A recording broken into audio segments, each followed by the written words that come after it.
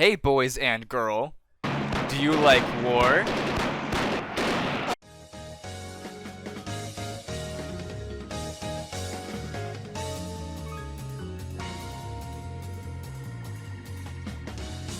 War is fought on many fronts: strength, strategy, skill, strength of will. There remains, however, a more subtle side to winning a war, and that's winning the hearts and minds of your own and of your allies. Yeah, we're talking propaganda. During World War II, propaganda was featured wherever and whenever, from the toilet paper drops of the RAF to that one lady conservatives now hate. Every medium was used to further the cause, including Mickey Mouse.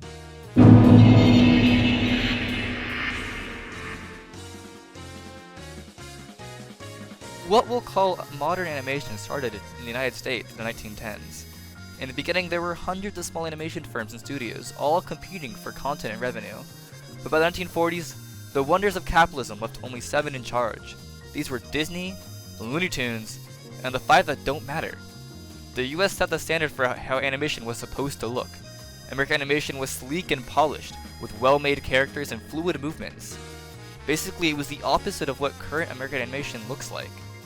Americans used animals for the characters of their shorts, habits other countries quickly picked up on. American animation was also informed from Hollywood and the concept of the star, a recognizable character or actor that appears in everything. These are your Donalds and Goofies and Daffies and Betty Boops. Did you know Betty Boop dated a dog? In regards to their wartime propaganda, there is one characteristic that differentiates American animation. It was funny. Der Fuhrer's face is funny. To be fair, their competition is Germany, Japan, and the Soviet Union, so it's not like a high bar to clear. But the jokes made audiences laugh, and there's nothing more American than confidently laughing while fighting a war.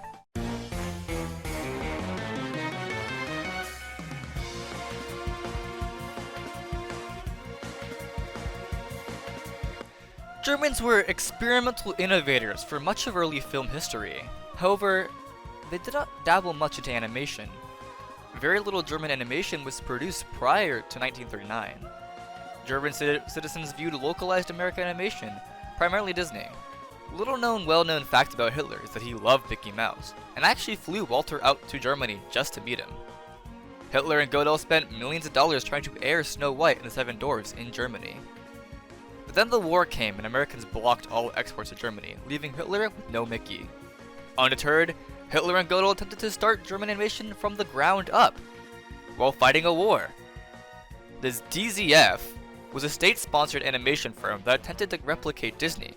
And I mean replicate. Artists were trained on Disney's content, style, everything. Had the DZF survived long enough, there probably would have been a Nazi Mickey Mouse. Unfortunately, the war did not go very well for the Nazis, and they were forced to draft their artists into their armies, presumably in order to lose quicker. Interestingly, Nazi animation was surprisingly low in propaganda content, although some subtle forms did exist. This stems from a disagreement between Hitler and Godel. Hitler, former artist that he was, believed that art and propaganda should remain separate, while Godel thought he was dumb. Nazi animation was simply killed off too young, and I weep at the lost potential. Speaking of killing, let's talk about the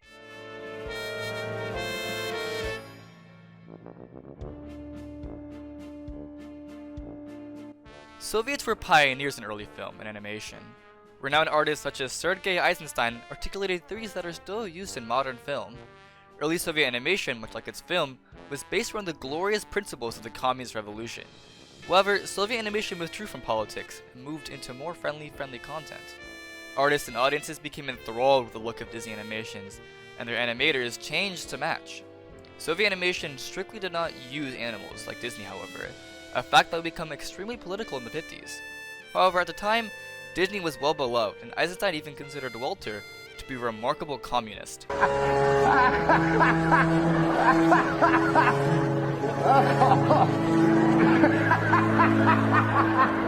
Despite Soviet animation targeting children, there were no traces of propaganda. How wholesome. It instead focused on moralistic messages and folkloric stories. This lack of propaganda extended even into World War II. Russian military strategy was, is and will always be to throw enough soldiers at the problem until it goes away. Therefore, there were no animators, only soldiers.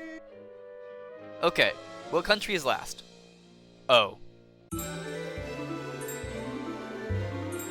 Japan has a rich history with animation, using wacky thingamabobs like these. The transformation into modern animation was easy and well received. Early on, Japan used American characters within their own animation, an example of the export of American stardom. However, as Japan started getting devious ambitions, their view of America rapidly deteriorated.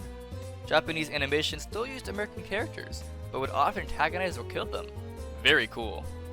Japan has a lot of cool folklore mythology to pull from, so kitsunes, tengus, and tanukis all made frequent appearances, as did popular human characters. The mythical duo Ushiwaka and Benkei were used incredibly often, both to reconnect with Japanese culture and as symbols against evil America.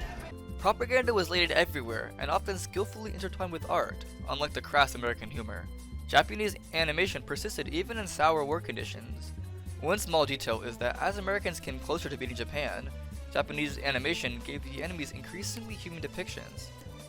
A sign of respect for your foe, or a realization that kamikaze strikes are questionable. After the war, Japan pivoted their style dramatically. In summary,